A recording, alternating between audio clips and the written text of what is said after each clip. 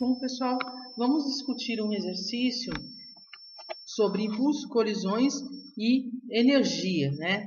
E esse exercício foi o exercício 3 da prova P3 no ano de 2016, de UNO. Dizia o seguinte: uma bola de massa de 0,080 kg partindo do repouso é solta de uma altura h0 igual a 5 metros acima do solo e quica de volta atingindo uma altura de 1,8 metros. A colisão com o solo ocorre durante um intervalo de tempo de 4 milissegundos. Primeira pergunta: qual o momento linear antes e imediatamente após a colisão? Então, se a gente olhar aqui para a bola, antes de colidir com a mesa, vamos chamar de situação 1. A bola desce da altura h0. Quando chega na iminência de entrar em contato com a mesa, ela tem o V de imediatamente antes da colisão. E é este que nos interessa. Veja, não é o V igual a 0 metros por segundo que nos interessa para calcular o momento linear. Nós queremos o V de imediatamente antes da colisão.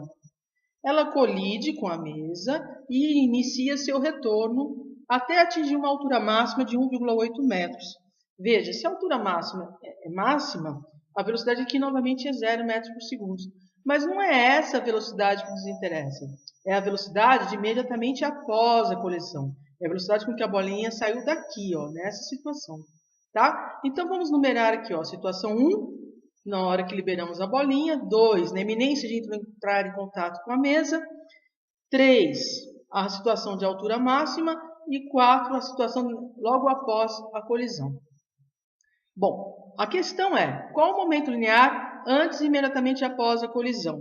Para calcularmos o V antes, podemos utilizar o estudo da conservação da energia mecânica. Não existindo forças dissipativas como resistência do ar, né, do ponto 1 até ela entrar na iminência de contato com a mesa, podemos afirmar que ocorreu a conservação da energia mecânica. O mesmo não ocorre durante o processo de colisão. Não podemos afirmar isso. Ok? Então, a energia mecânica total 1 é igual à energia mecânica total 2, que é quando ela está na iminência de tocar na mesa. Então, no início, a velocidade é 0, então toda a energia está na forma de potencial gravitacional.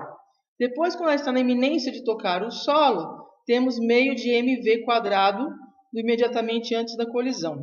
As massas se cancelam, o V imediatamente antes é raiz de 2gh, sendo que h é 5, g é 10, fazendo essa continha mais ou menos 10 metros por segundo. Como adotamos positivo para cima, o V imediatamente antes da colisão é igual a menos 10 metros por segundo. Então, ficou fácil aí calcular o momento linear do imediatamente antes da colisão. Massa vezes menos 10, o momento linear na direção y, né, é menos 0,80 kg vezes metros por segundo. Ok? Nesse mesmo item, ele pergunta o momento linear imediatamente após a colisão. De novo, não nos interessa esse V igual a 0, e sim o V logo após a colisão, né? Então, agora, para calcular o momento linear imediatamente após, precisamos calcular o V após.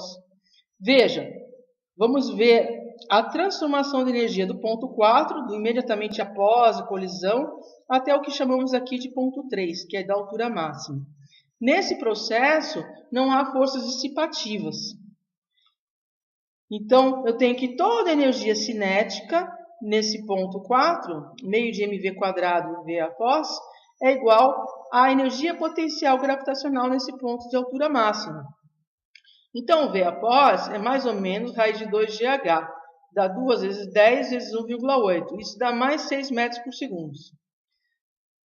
Então, o momento linear na direção y de após a colisão é a massa vezes 6. Isso dá 0,48 kg vezes metros por segundo. Qual o impulso transmitido para a bola? Esse seria o item B.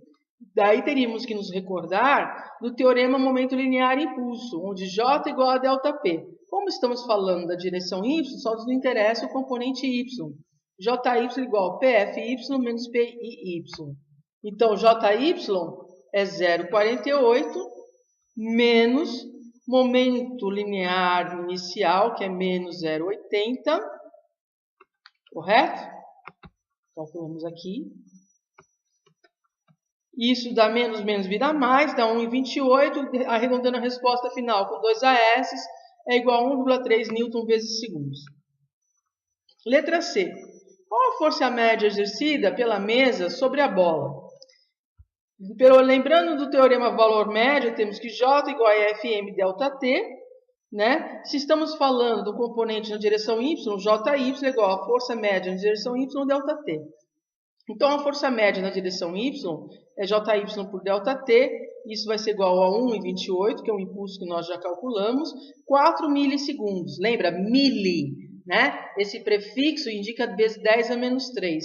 Então, a gente tem que a força média na direção Y é 3,2 vezes 10 ao quadrado newtons.